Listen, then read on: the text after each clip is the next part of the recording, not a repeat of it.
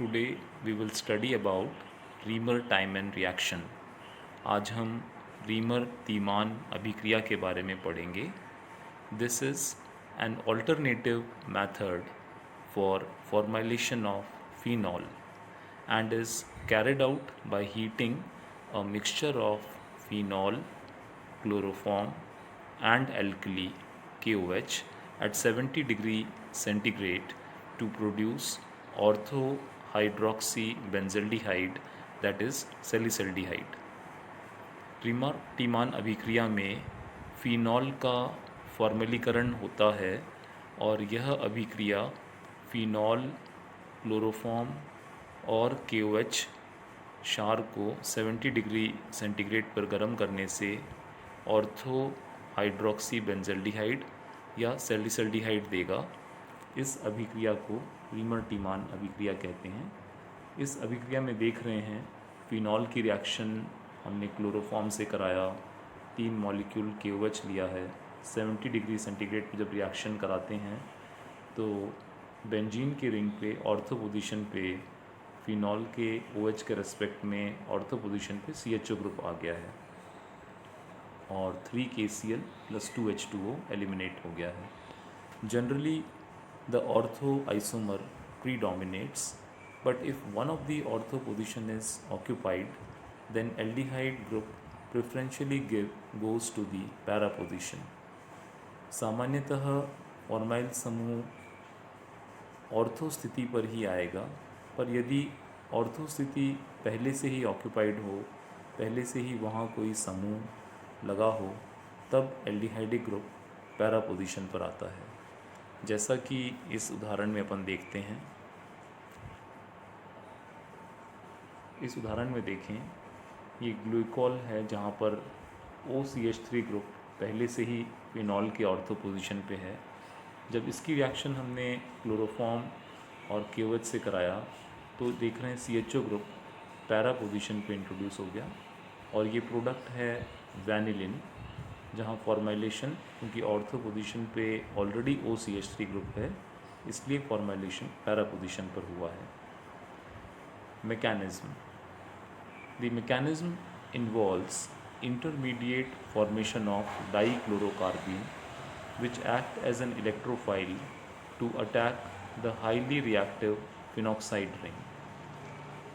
इस अभिक्रिया की क्रियाविधि में डाइक्लोरोकार्बीन मध्यवर्ती स्पीशीज़ बनती है और ये डाइक्लोरोकार्बीन जो है एक इलेक्ट्रॉन स्नेही की तरह कार्य करेगी और फिनॉक्साइड वलय पर इसका इलेक्ट्रोफिलिक अटैक होगा. यहाँ रिएक्शन में देखें, फ़िनॉल का क्योंकि हम KOH लेते हैं, मीडियम बेसिक है, बेसिक मीडियम में ये H+ एलिमिनेट होके पहले फिनॉक्साइड आयन बन गया और फ़िनॉल की तुलना में फिनॉक्साइड ज़्यादा आसानी से इलेक्ट्रोफिलिक सब्स्टिट्यूशन रिएक्शन देता है. ये अधिक क्रियाशील है फ़िनॉल की तुलना में.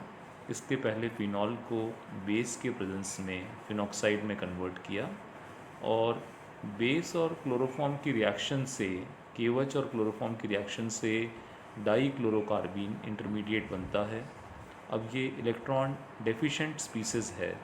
इसमें अगर अपन इलेक्ट्रॉन्स काउंट करें तो कार्बन के 2 बॉन्ड क्लोरीन के साथ यानी कि 4 इलेक्ट्रॉन और 2 इलेक्ट्रॉन पेयर के रूप में हमने दिखाए हैं तो 6 इलेक्ट्रॉन.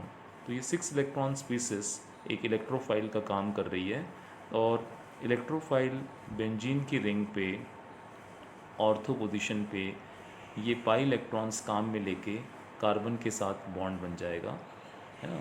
अब बॉन्ड बनाने के प्रोसेस में दोनों इलेक्ट्रॉन इस कार्बन से यूज़ होके CCl2 की तरफ आ रहे हैं, इसलिए CCl2 पे नेगेटिव चार्ज आ गया है और यहाँ O नेगेटिव से हमने डबल बॉन्ड बना लिया कार्बन ऑक्सीजन के बीच में. तो आप देख रहे हैं यहाँ फिनॉल के कार्बन ऑक्सीजन के बीच में डबल बॉन्ड आ गया है और ये जो पाई बॉन्ड था कार्बन कार्बन के बीच में, उससे यहाँ पे CCl2 को जोड़ लिया है. तो इस तरह से CCl2 पर नेगेटिव चार्ज आ गया है और आप देख रहे हैं कि फ़िनॉल पे कार्बन कार्बन के पाई इलेक्ट्रॉन्स को काम में लेके CCl2 जुड़ गया है और ऊपर में C डबल बॉन्ड O है. अब वाटर के प्रेजेंस में H+ जो है वो Cl2 जहाँ नेगेटिव चार्ज है यहाँ पर H प्लस के रूप में H आएगा और CHCl2 बन जाएगा। तो OH नेगेटिव एलिमिनेट हो रहा है वाटर में से और H plus ion CCl2 negative जो स्पीसीज़ है वहाँ H प्लस आ गया है, यहाँ पर H प्लस आ गया है। अब नेक्स्ट स्टेप में आप देखें वापस से ये पाई इलेक्ट्रॉन O पे नेगेटिव चार्ज बना देंगे और बेंजीन का एरोमेटिक नेचर रेस्टोर करने के लिए ये कार्बन हाइड्रोजन बॉन्ड के इलेक्ट्रॉन्स वापस से कार्बन कार्बन के बीच में पाई बॉन्ड बना देंगे।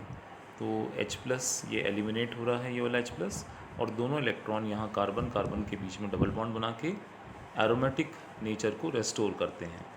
और इस तरह से अब हमें जो स्पीसीज़ मिल रही है उसमें बेंजीन रिंग पे O नेगेटिव और CHCl2 ये मिल रहा है।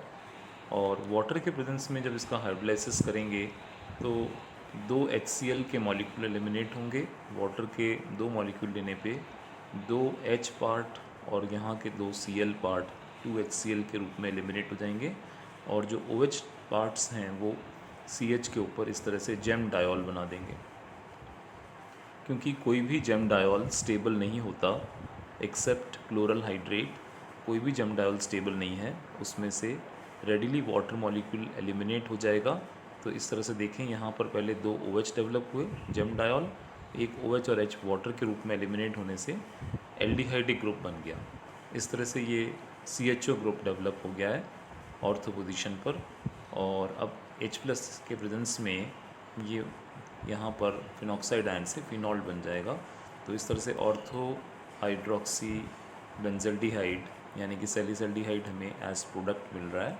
तो इस तरह से हमने देखा रीमर टाइमन रिएक्शन में फिनॉल, क्लोरोफॉर्म और KOH लेने से पहले क्लोरोफॉर्म और KOH से डाइक्लोरोकार्बीन इंटरमीडिएट स्पीसीज़ बनती है और बेसिक मीडियम में फिनॉल भी फिनॉक्साइड आयन में कन्वर्ट होता है और फिनॉक्साइड आयन पर डाइक्लोरोकार्बीन का इलेक्ट्रोफिलिक अटैक होगा जिससे कि कार्बन कार्बन के पाई इलेक्ट्रॉन्स काम में लेके यहाँ CCl2 बॉन्ड बन गया है जिस पे नेगेटिव चार्ज आ रहा है क्योंकि 2 इलेक्ट्रॉन्स कार्बन कार्बन बॉन्ड के काम में आके बॉन्ड बना है।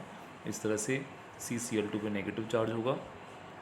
वाटर के प्रेजेंस में H प्लस आयन इसके ऊपर जो नेगेटिव चार्ज Cl2 है इस पे H प्लस आयन ऐड होके ये CHCl2 बन गया और एरोमेटिक नेचर को वापस रेस्टोर करने के लिए ये H प्लस के रूप में एलिमिनेट होगा और यहाँ कार्बन कार्बन डबल बॉन्ड वापस बन गया है और पाई इलेक्ट्रॉन्स O पे शिफ्ट होने से O नेगेटिव बना। और इस वाली स्पीसीज़ का बेंजल डाइक्लोराइड स्पीसीज़ का या बेंजाइलिडीन क्लोराइड स्पीसीज़ का अगर हम हाइड्रोलाइसिस करते हैं तो उसमें जेम डायोल बनता है और वो जेम डायोल स्टेबल नहीं होने के कारण रेडिली उसमें से वाटर मॉलिक्यूल एलिमिनेट होगा और एलिमिनेट होने से ये एल्डिहाइड ग्रुप बन गया। अब एसिड के प्रेजेंस में फिनॉक्साइड से ये इस तरह से सैलिसल्डिहाइड देगा।